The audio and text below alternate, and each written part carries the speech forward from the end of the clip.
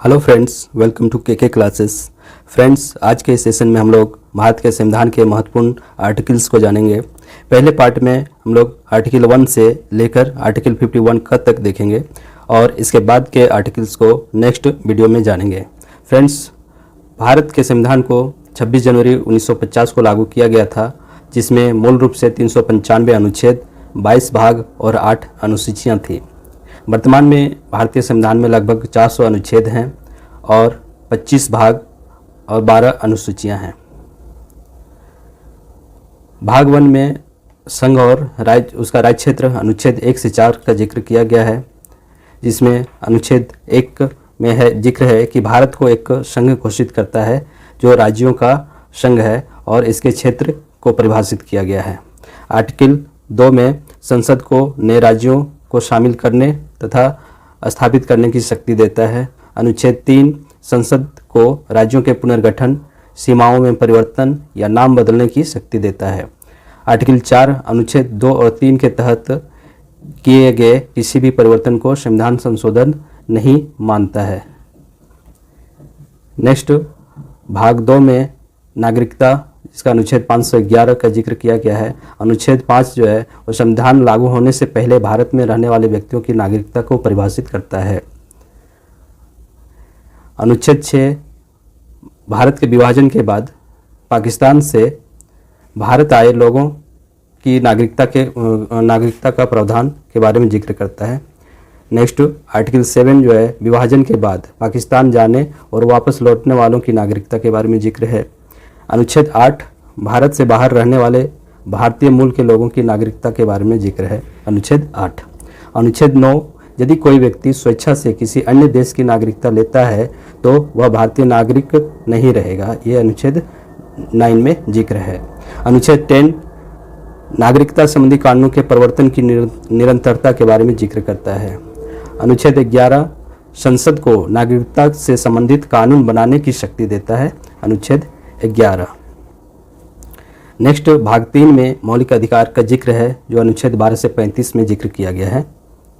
अनुच्छेद 12 में राज्य की परिभाषा दिया गया है, जिसमें सरकार और अन्य सरकारी निकाय को भी शामिल किया गया है।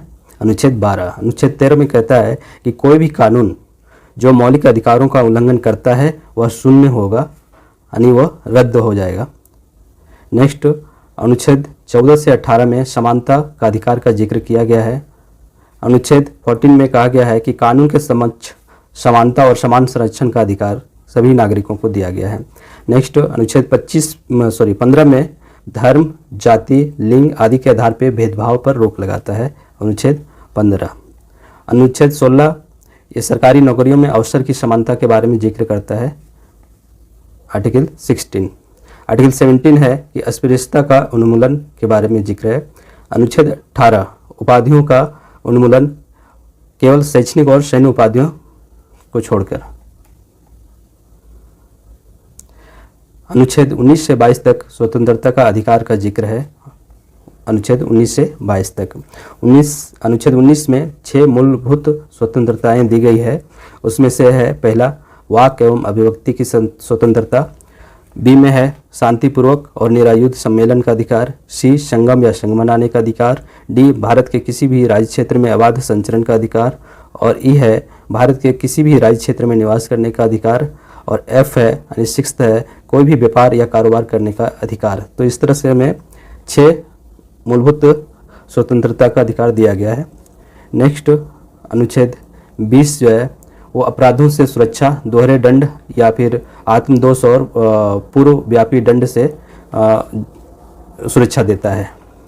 नेक्स्ट, आर्टिकल 21 जीवन और व्यक्तिगत स्वतंत्रता का अधिकार दिया गया है आर्टिकल 21 में। नेक्स्ट, आर्टिकल 21 क में, जो कि 86वें संविधान संशोधन 2002 के तहत राज्य के 6 से 14 वर्ष तक के उम्र के बच्चों को निःशुल्क एवं अनिवार्य शिक्षा उपलब्ध कराने का जिक्र किया गया है आर्टिकल 21 क में। आर्टिकल 22 इसमें गिरफ्तारी और निरोधक नज़रबंदी से सुरक्षा की गारंटी देता है आर्टिकल 22। आर्टिकल 23 से 24 इसमें शोषण के विरुद्ध अधिकार का जिक्र किया गया है। अनुच्छेद 23 जो है मानव तस्करी और बाल श्रम पर प्रतिबंध लगाता है। वहीं आर्टिकल 24 जो है 14 साल से कम उम्र के बच्चों को खतरनाक कार्यों में लगाने पर रोक लगाता है, आर्टिकल 24। नेक्स्ट अनुच्छेद 25 से 28 तक धार्मिक स्वतंत्रता का जिक्र किया गया है। अनुच्छेद 25 कहता है कि सभी लोगों को धर्म की स्वतंत्रता होगी। अनुच्छेद 26 इसमें धार्मिक संस्थाओं की स्वतंत्रता की बात कही गई है, अनुच्छेद 26। अनुच्छेद 27 धर्म के प्रचार प्रसार पर कर नहीं लगाया जाएगा, अनुच्छेद 27। अनुच्छेद 28 सरकारी शैक्षणिक संस्थाओं में धार्मिक शिक्षा पर रोक लगाता है, अनुच्छेद 28। आर्टिकल 29 और 30 संस्कृति और शिक्षा का अधिकार के बारे में जिक्र करता है। आर्टिकल 29 कहता है कि किसी भी समुदाय को अपनी संस्कृति संरक्षित करने का अधिकार है।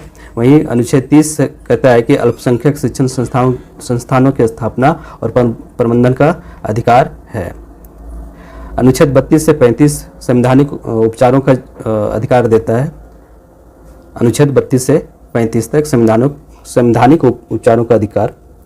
अनुच्छेद 32 के तहत मौलिक अधिकारों को सुरक्षा के लिए सर्वोच्च न्यायालय में याचिका का अधिकार है, रिट्स।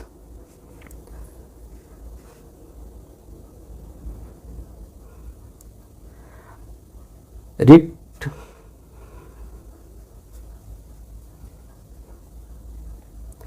यानी सर्वोच्च न्यायालय आर्टिकल 32 के तहत रिट जारी कर सकता है मौलिक अधिकारों की सुरक्षा के लिए। रिट जो होते हैं वो केवल उच्च न्यायालय और उच्चतम न्यायालय ही जारी कर सकता है, अन्य न्यायालय नहीं।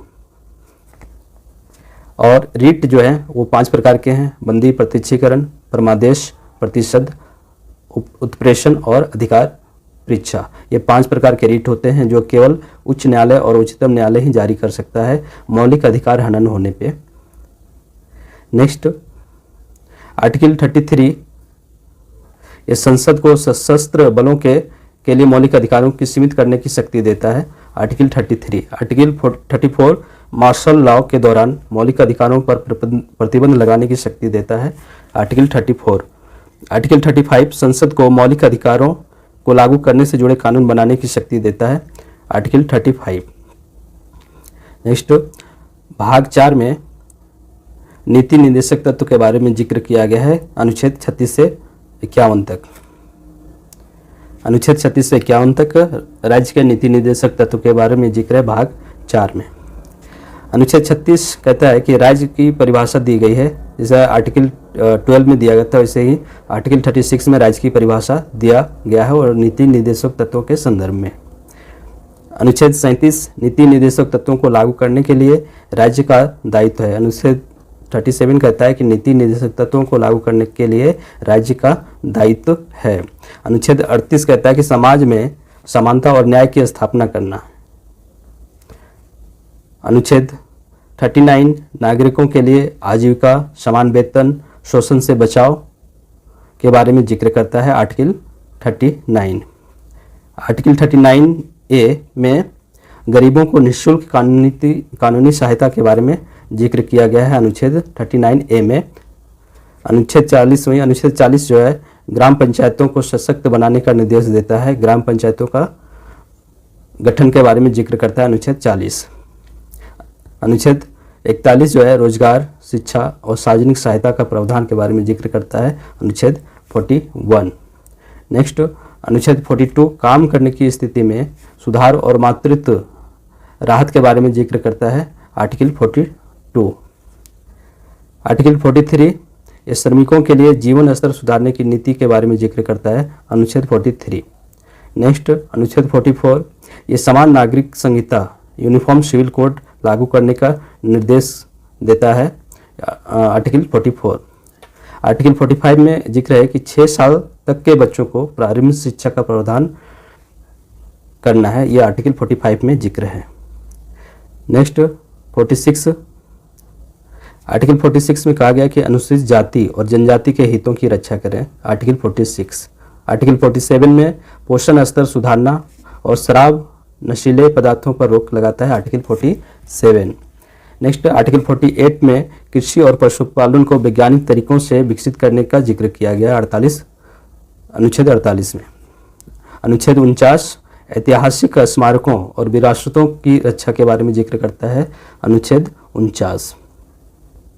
अनुच्छेद 50 में जिक्र है कि न्यायपालिका और कार्यपालिका को अलग रखना, यानी न्यायपालिका को कार्यपालिका से अलग करने का जिक्र है अनुच्छेद 50 में। अनुच्छेद 51 में अंतर्राष्ट्रीय शांति और सुरक्षा को बढ़ावा देने के बारे में जिक्र है, अनुच्छेद 51। नेक्स्ट, मौलिक कर्तव्य फंडामेंटल ड्यूटी का जिक्र है आर्टिकल 51 क में। आर्टिकल 51 क में मौलिक अधिकार, मौलिक कर्तव्य फंडामेंटल ड्यूटी के बारे में जिक्र किया गया है। इसे 42वें संविधान संशोधन 1976 के तहत जोड़ा गया था।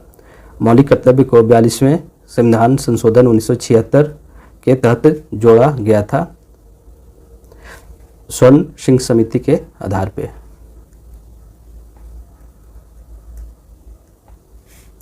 नेक्स्ट, अनुच्छेद 51 के तहत जो है मौलिक 11 मुख्य मौलिक कर्तव्यों का जिक्र है। 11 मौलिक कर्तव्यों का जिक्र है।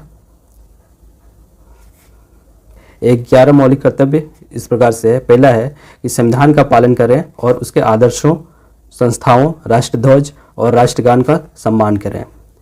दूसरा मौलिक कर्तव्य है स्वतंत्रता के लिए हमारे राष्ट्रीय आंदोलन को प्रेरित करने वाले उच्च आदर्शों का पालन करें। तीसरा है भारत की संप्रभुता, एकता और अखंडता की रक्षा करें और उसे बनाए रखें। चौथा मूल कर्तव्य है कि देश की रक्षा करें और जब भी आवश्यकता हो राष्ट्र की सेवा करें। पांचवा, देश की समरसता और समानता को बढ़ावा दें जिससे धार्मिक, भाषाई और क्षेत्रीय विभाजन समाप्त हों। छठा, भारत की समृद्ध संस्कृति की विरासत को सुरक्षित रखें और उसका संरक्षण करें।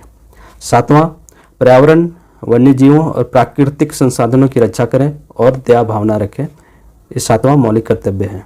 आठवां, वैज्ञानिक सोच, मानवता और सुधार की भावना को बढ़ावा दें। नाइन्थ है सार्वजनिक संपत्ति की रक्षा करें और हिंसा से दूर रहें। 10वां है सतत प्रयास से उत्कृष्टता प्राप्त करने का प्रयास करें जिससे राष्ट्र निरंतर प्रगति करे। और 11वां मौलिक कर्तव्य है कि 6 से 14 वर्ष तक की उम्र के बच्चों को शिक्षा के अवसर उपलब्ध कराना।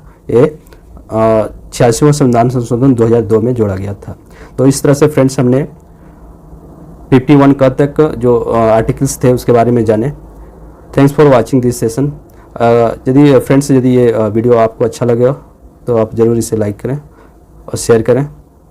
Thanks for watching this video.